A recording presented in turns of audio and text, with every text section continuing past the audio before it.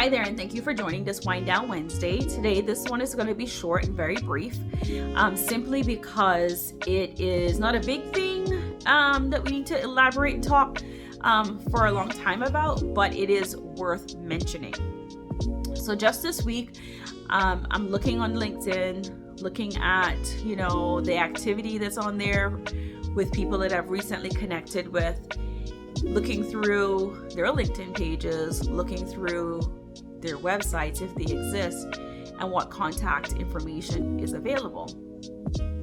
One of the things that I found that was quite the norm across a number of the contacts that are on my page that I recently connected with were they were using Gmail email addresses in their business.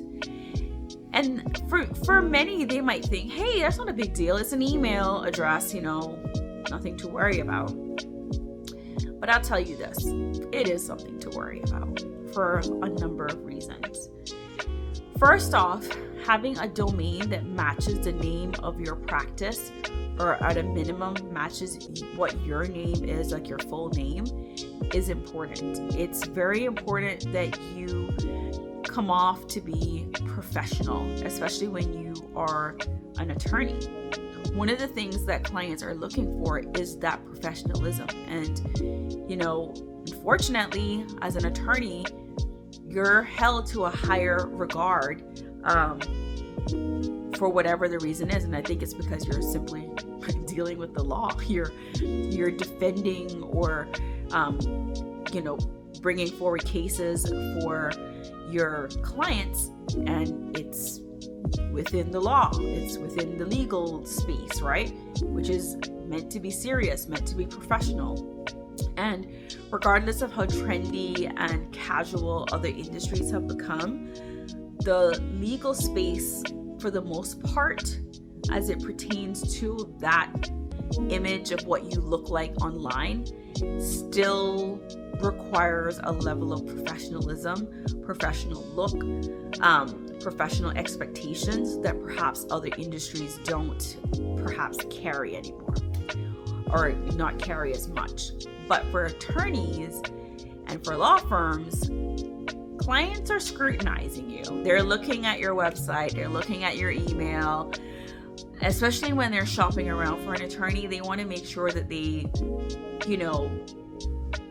they're looking for the professional ones, right? And I'm not saying that you won't get hired using Gmail, but what type of client are you really looking for?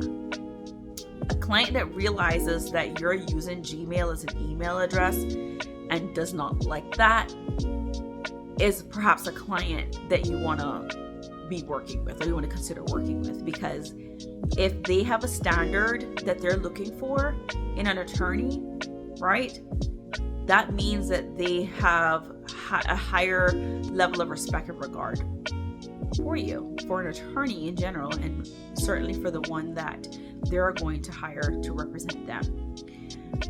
In the case where, especially if you're doing B2B type business and representation, having a Gmail account is a turn off to a business owner when they're doing business with you, especially if you are an attorney.